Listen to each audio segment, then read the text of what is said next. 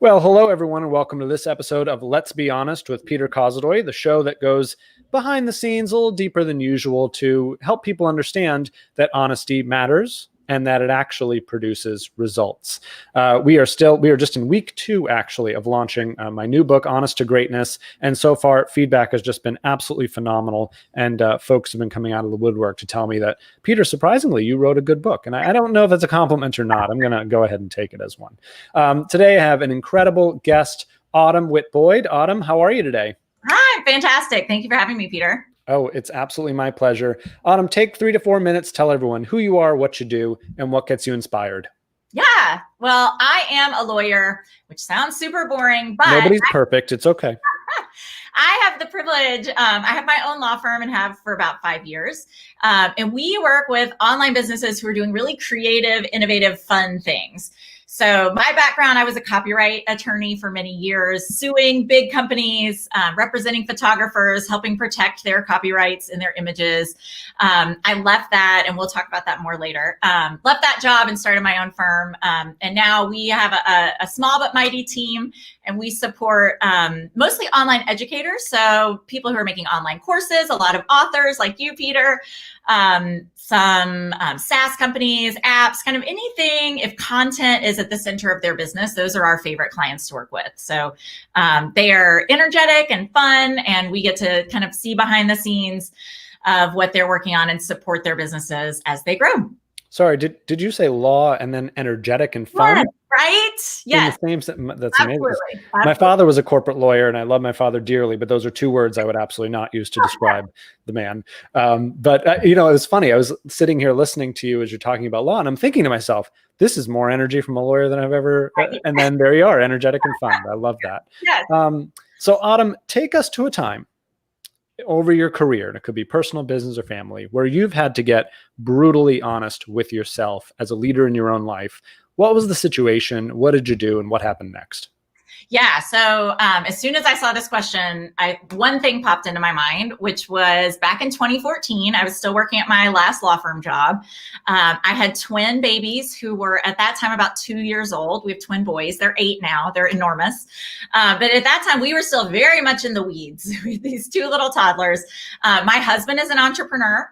So he was kind of the wild and crazy one in our relationship. You know, his income was like this. I was the slow, steady, boring one. That job, working at that law firm, though, it was a work from home job. It was a virtual law firm. That's kind of what inspired me to start my own virtual law firm. And it was a dream job. I had always wanted to work on copyright issues. We were litigating in federal courts all over the country. We had cases in Alaska and Hawaii and New York. Right. And it was so much fun. It really was, a dream job. And as my family was growing, as that firm was growing, my responsibilities had grown. I was working regularly 60 to 80-hour weeks, which even if you're working from home in yoga pants is exhausting. Mm-hmm. I was doing a ton of travel. So my husband was really taking the brunt of a lot of the childcare. Our kids were in daycare, so they were constantly sick. We were constantly sick. It just kind of was all weighing very heavily on all of us. And I remember very clearly, my husband and I went out to dinner one night, and he looked at me, and we were preparing for a trial, which ended up being a 6-week trial in Philadelphia. I live in Tennessee, so it was a lot of travel. And he basically said, "This is not working. I know you think you're holding it together, but you're miserable." And I knew I was miserable. I knew I was overworked and stressed, but I thought, I was kind of holding it together and not making anyone else affected by it. But the whole family was suffering. And so that conversation started really a several months journey of trying to figure out, okay, this is not sustainable. I had been asking that law firm for about a year for help, for support, for, I'm working too much. This is crazy. And nothing was changing. And I kind of felt like at that time, this is the best it's going to get. I had worked at a big law firm that wasn't virtual, and I knew that was worse. So it's kind of like, this is a good gig. You don't want to give up something that really in many ways was wonderful, being able to work from home. If my kids were sick, I could help out, that kind of thing. And so I did. I spent about 3 or 4 months trying to figure out, do I want to even stay in law? I have a communications background. My undergrad degree is journalism. So I thought, do I want to just go do something totally different? And I had to, as you say, get really honest with myself, figure out, what did I like about my job? What did I dislike? Were there things that I could change by changing the situation, but still kind of stay in that area without blowing up my whole life? And so I looked around. I tried to figure out, was there another job that I could take? And there wasn't really anything that would kind of fix all the things that were wrong with that situation. And so that's when I started my own business, started my own law firm, which if you had asked me a year before that, if I would ever be an entrepreneur, I would have called you crazy. I was like, lawyers in general, as you probably know from your father, Peter, are very risk averse. Extremely. So yeah, I was not excited about, making a big leap, but having my husband being an entrepreneur and seeing how he had built his business was very encouraging. And it has been the most fun I've ever had. Learning all the business stuff. As I mentioned, I did not go to business school. So I've had to learn marketing and sales and how to read a P&L and, all the things that are involved in running a business, and now leading a team. We have 7 people on our team now. So yeah, that's a long story about having to get brutally honest about what was not working and figuring out something that was better. Yeah, it's such a testament to how we can find ourselves in accidental places once we get honest about what's even possible, the types of things we want. I mean, I tell people all the time, I am surprised to this day, I am the person to write a book about honesty. It should never have been me. If you had told 25-year-old me, I would have told you you're smoking the ganj, but here we are. Here we are. So Autumn, share with us, you've done a lot of amazing stuff and traveled. It's fantastic. Tell us about, looking back, your biggest win that to this day you are most proud of, and then share with us your biggest loss. Yeah, the win is easy. About maybe a year or two into starting my own business, I was very much a solo attorney. It was just me. And that's kind of how I started. That's how I thought I would work for a while. I really had no dreams of greatness. And then, as I got busier, I realized some help would be nice.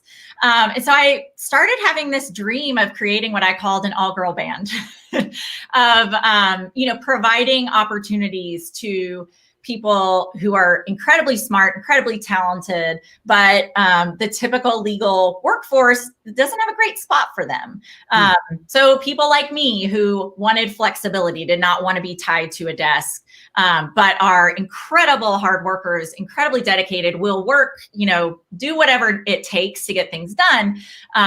But just needed a different scenario than the typical law firm offers.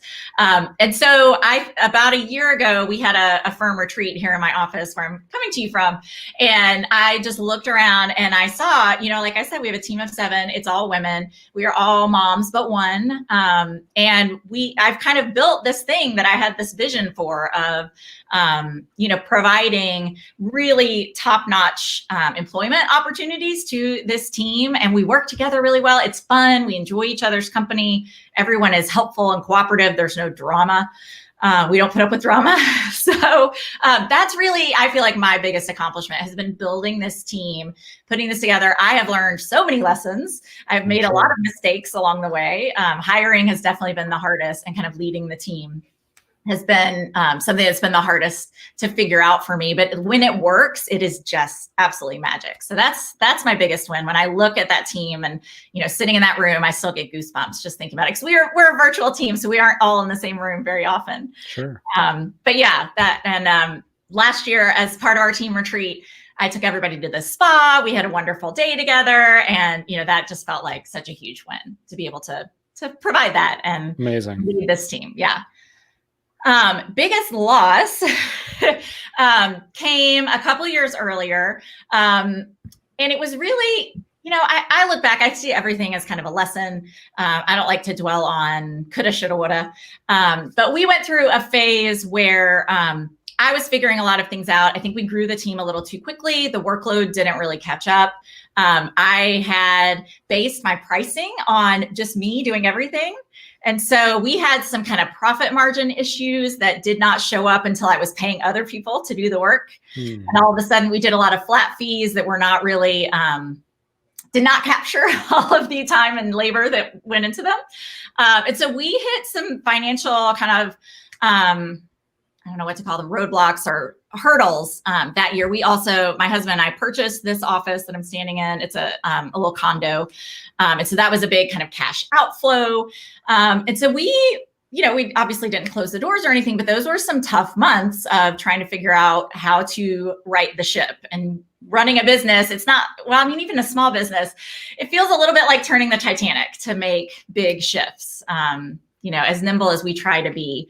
And so that was a hard period. And it took us probably 6 or 9 months to figure out, a way out of that and really recover. And now we're on very solid footing. So happy that that's in my rearview mirror, but that was a tough time for sure. We've all been there. I mean, one thing that I don't think a lot of would-be entrepreneurs realize is if you're going to go be an entrepreneur, you need to be an expert in everything. I mean, turns out you needed to be an expert in pricing. Did you ever think about that? I know I didn't at the beginning. So, that to me is the worst part and the best part, the most exciting part. And I think just the learning curve, as I think you'll agree, Autumn, goes from, a regular job, or what I imagine it to be, I've never had one, to just this like steep cliff. And it's like, well, if that pickaxe doesn't dig in, you're screwed. So you may as well keep hammering at it. So that's great. Thank you for sharing those. It's fantastic. Tell everyone where they can learn more about you and follow along with your journey. Yeah, everything is on our website, which is my initials, the awbfirm.com. Tons of free resources there. We also sell contract templates. So if you are either not ready to work with a lawyer, don't have time to work for the lawyer, don't have the budget to work with a lawyer, those are great, customizable, fill in the blank. You can get up and running very quickly. And then I also have a podcast, which you can find at that website and in your favorite podcast player. It's called the Legal Roadmap Podcast. So if you want to learn more about copyrights, trademarks, and all things business legal, I try not to make it boring. And we have fun interviews with my energetic clients as well. It's fantastic. Well, thank you for sharing all that, Autumn. I say this every show, right? Like every leader that comes on this show talks about all those honest inflection points. And not only is it valuable and necessary to get honest in those flexion points, but also to get honest about they're going to happen. We don't always know the road ahead. There are points Autumn talked about where she didn't quite know how she was going to get out of things. I have a million stories like that, and that's okay. Yeah. It's when we think we have it all figured out that we're actually at the most risk. So let's be honest about that as well. If you have not picked up your copy of Honest to Greatness, please join the movement. Honesty is important, as you can hear from all these folks. Autumn, thank you so much for being here today. Thanks for having me. This was fun. Oh, it's absolutely my pleasure. And until next time, I'm Peter Kozodoy. Thanks for being honest.